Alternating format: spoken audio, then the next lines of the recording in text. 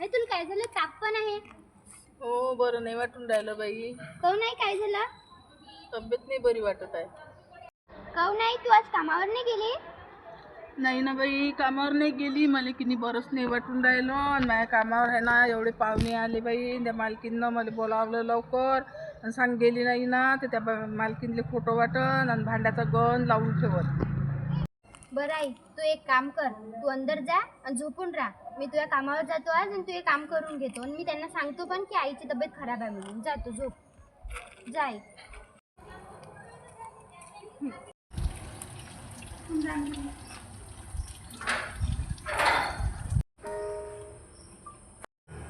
काकू,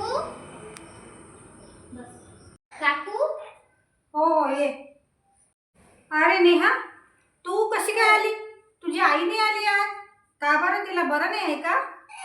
काकू, आईची तब्येत खराब आहे आणि आई सांगत होती की तुमच्या घरी खूप पाहुणे आले आहे म्हणे, म्हणून आईच्या जागी मीच कामावर आली. आता ती 2-3 दिवस कामावर येणार नाही, मीच येणार. काय झालं तिला?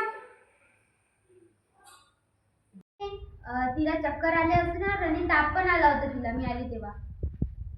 काकू, तुम्ही टेन्शन नका घेऊ. मी तुमच्या इथे सर्व कामं करून देणार.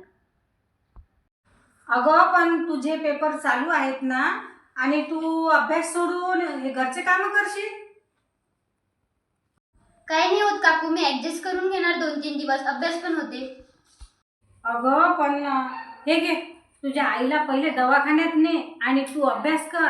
पेपर चालू आहेत, चांगल्या मार्कानं पास हो. हे घे बेटा. नाही काकू, पैसे वगैरे नका देऊ. पहिले मॅडम म्हटलं, तुझ्या आईला पहिले दवाखान्यात ने आणि तू पण कामाला येऊ नको, कारण तुझ्या आता परीक्षा चालू आहे. तू अभ्यास कर, समजलं काय? आणि माझ्या घरचं मी ऍडजस्ट करून घेईन. काम काय मी पण करून घेईन 2-3 दिवस.